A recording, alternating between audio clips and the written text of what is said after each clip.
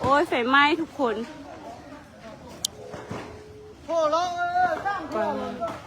โอ้ยโอ้ยแต่แล้วไฟไหม้อยู่หน้าวัดไหม้แต่ละมูมีรถดับเพลิงมูมียังมาช่วยแบบนี้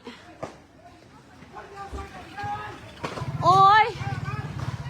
แต่ละอยู่หน้าวัดใหม่ทุกคนรถดับเพลิงมาช่วยได้ไว้มีห้าม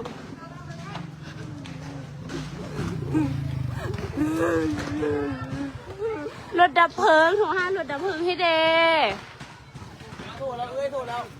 ละโอ้ยตายอยู่หน้าวัดใหม่เด้อโอ้ป้าตายโอ้ยตาย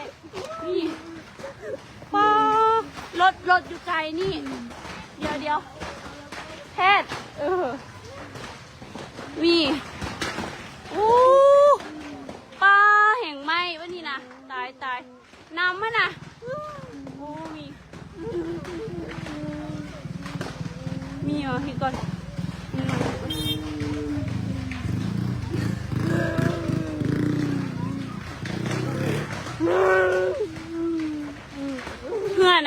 เฮือนอีมีน่ะเฮือนมีเมียบักลุงนี่น่ะหน้าวัดใหม่น่ะ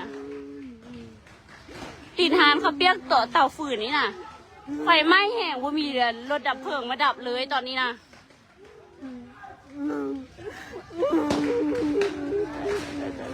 ก็ไม่เบิดละมี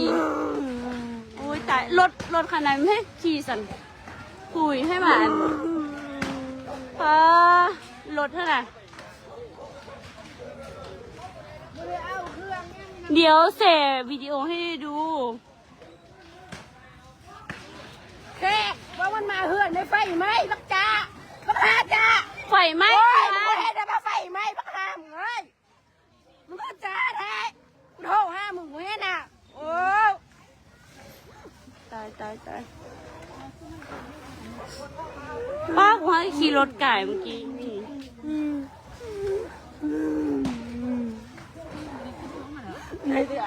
นี่นะหยวนอันนี้นะเหินแล้วนี่มันไม่แห้งแล้วมันเลยล่าไหมพี่นะขนาดมีรถมาดับทันนะมันอยู่หน้าวัดใหม่อยู่ข้างหาเขาเปียกเตาฝืน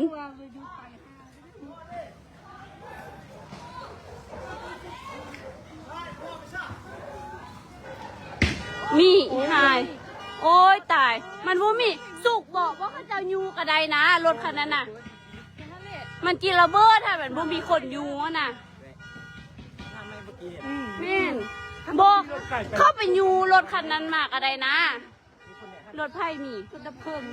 บอกอันนี้เป็นรถไผ่เจ้าเนี่ยมันบ่มีคนยูน่ะโอ้ยตายสู้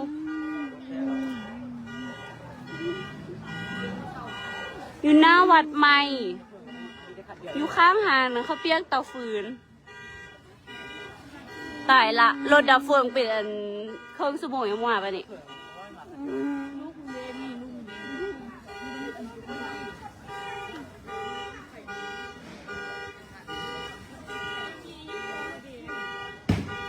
ฟ้า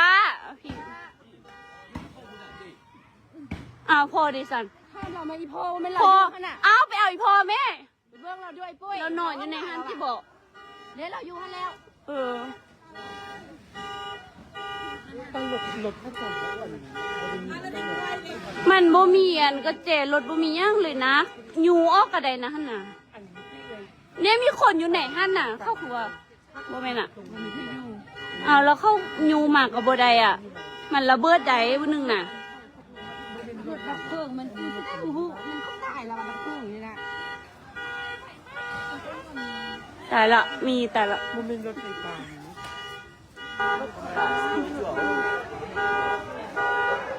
อยู่หน้าวัดใหม่อยู่ข้างหางเขาเรียกเตาฟืนอยู่แปะน้ำผุอีน่ะหน้าวัดทาดมันก็เข้าแบบนี้ก็ดูฮะโบ้ตรงอีกเดี๋ยวอีกออกมาแม่ไปยังเด้ มันเข้าไปแหละ เหือนมาข้างมาเหือนว่าบ่ฟังความกูนั่นแหละกูว่าแล้วอ่ะ เหือนล่างนั้นน่ะมันไม่เหือนล่างนั้นน่ะ มันไม่หานจีน หานเตาฝืนนะหานอันจีนน่ะโบทับอินมันโบได้ลามมาฮอดพีแล้วมันไม่อันนั้นน่ะ เสียงแต่เขาจะมาเบิ่งที่เขาจะเอิ้น คัน เมื่อกี้เป็นเหี่ยว คันมีรถดับทันนะมันโบไม่ฮอดนี่ แต่ว่าอันนั้น มันลุกแข่งนะเบิ่งแม่มันลุกจากหลังขาสันโซ่มา โทรห้าดับเพลิงอีกดูมันยังเกาะ เขาโทรแล้วเขาบ่มาเถื่อนโทรอีกคนนึง071ไม่ยังเกาะ1191เอ้าบอกกูบอกมึงโทรห้าอันรถอันกูไผ่ก่อนก็ได้นี่นะฝนอยู่อันหน้าวัดทาดนี่นะเหือนอันหมูคุยน่ะโอ้ยตายฮู้ตายละ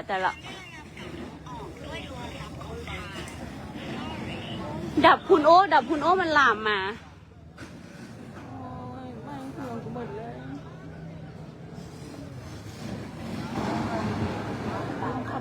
เอามาแล้วไม่มียังติดเครื่องมีเครื่อง ยามันเครื่องบ่เป็นหยังยามัน คนบ่เป็นหยังกันดีแล้ว เครื่องลานมันยังเอาออกมาเบิดละน่ะเครื่องมันยังเอาออกมาเบิดแล้วอ่ะ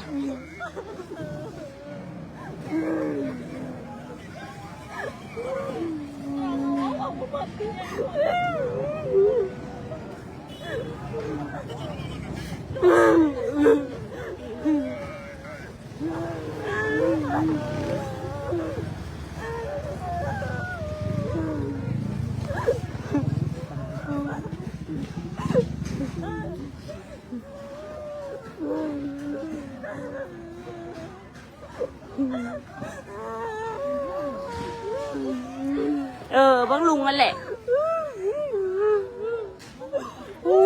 อันนั้นนะมันไม่ดีโอ้มันอันนั้นนะ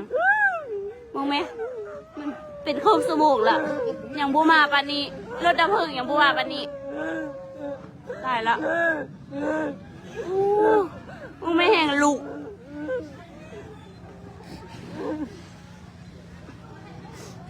โทรห้าดับเพลิงมันไม่แห้งนะมันเลยแตกเสาไฟฟ้าหันเอียงเสาไฟฟ้าหัน ดับเพลิงมันยังเกาะไอ้โทรให้ดูโทรให้แม่ได้ดู เอาเข้าไปอยู่ก็แจรถบ่มี โทรดับเพลิงให้แม่ได้ดู รถดับเพลิงมันยังกระบอกหูเดี๋ยวนี้นะ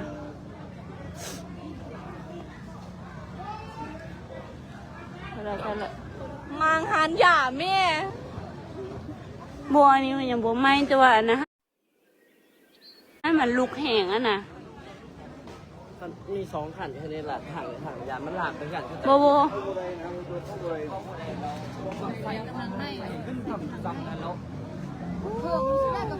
ัวได้ละน่ะโพดลูกบ้างแห้ง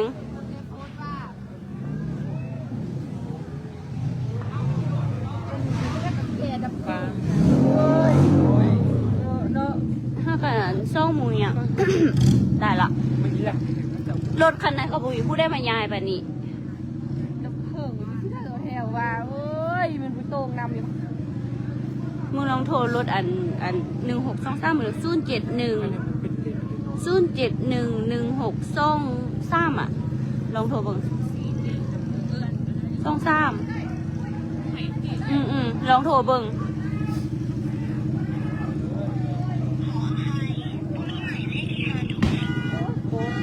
071อ๋อพวกลุงอ่ะ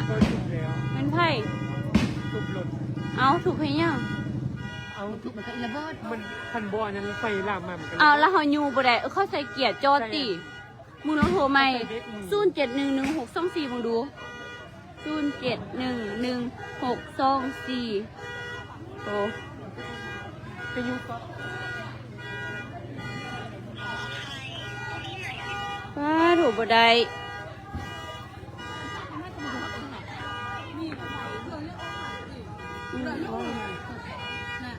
ทำมาคนจีนท่านี้ ได้ละคือไฟเขาได้ก็เอาบ่ได้ละเดี๋ยวนี้นะมันไหม้เบิดละเด้ รถดับเพลิงที่ได้กางเกงกลางโขง บ่มา โอ้ ยอม เนาะ ยอมก็เดี๋ยวปกติเขาจอดอยู่แถวเดินทางนี่บ่แม่นน่ะ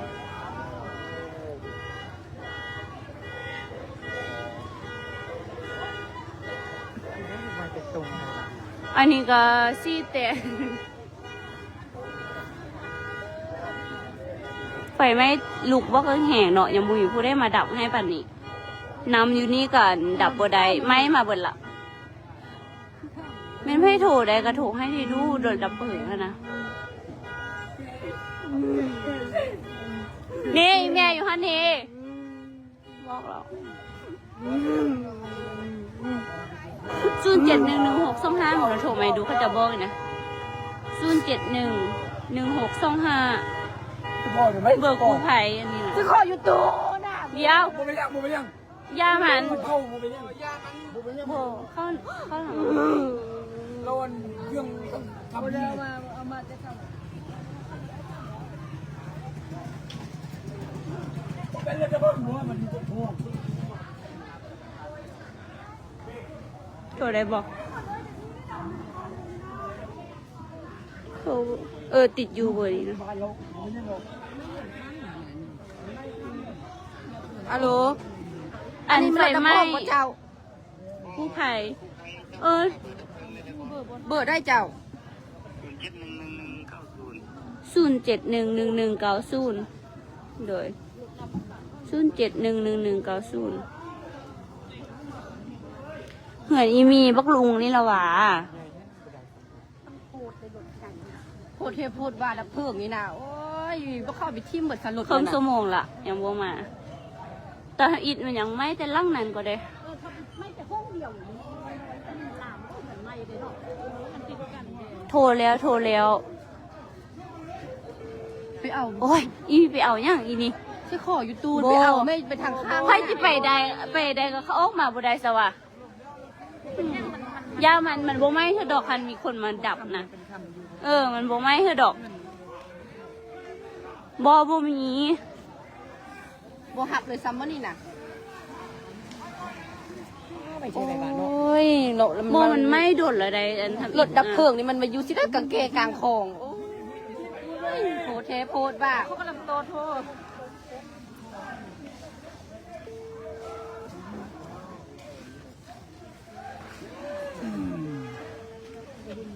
รถคันนั้นก็ย้ายบ่ได้เลย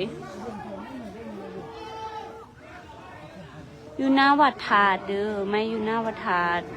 อยู่หน้าวัดธาตุอยู่อันบ่อน้ำผุอีนะ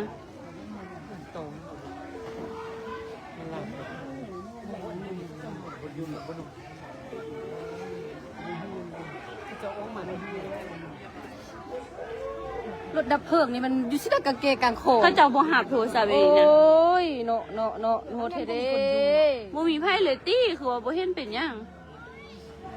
ไม่เบิดละมีเอ้ย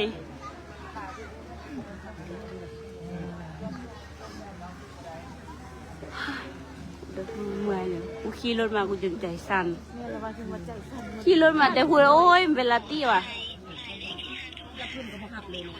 บ่หับ สับอย่างนี้นะ โทรไหมโทรอีกวันหนึ่งยามันลุงยามัน อันนั้นบ่อยู่ บ่ฮูสนามบิน โทรแล้วบ่อยู่ให้หับ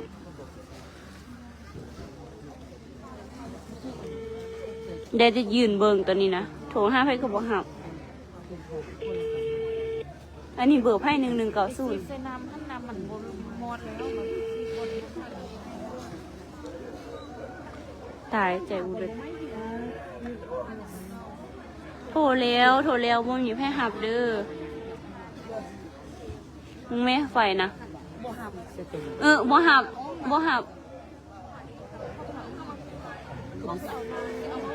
บ่ไหวโอนนั่นไม่แท้ไม่ว่าเมื่อกี้คันดับตั้งแต่ท่านน่ะมันบ่ไหม้หอดผีมัน ด้วยกางเกงรถดับ มัน เพลิง ระเบิดตุ่มๆอยู่หั่นล่ะ โพสกางเกงกลางคลองเฮ็ดเด้ รถใหญ่ ค่อยๆแบบ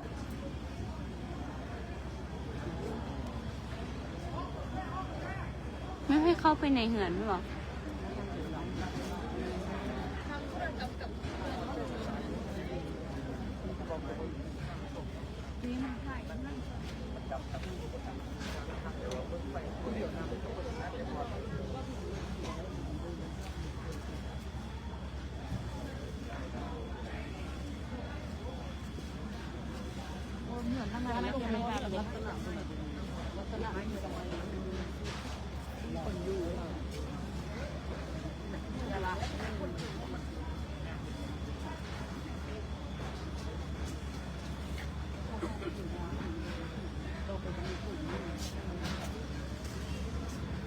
แบดกระสิเบิดแล้วปะนี่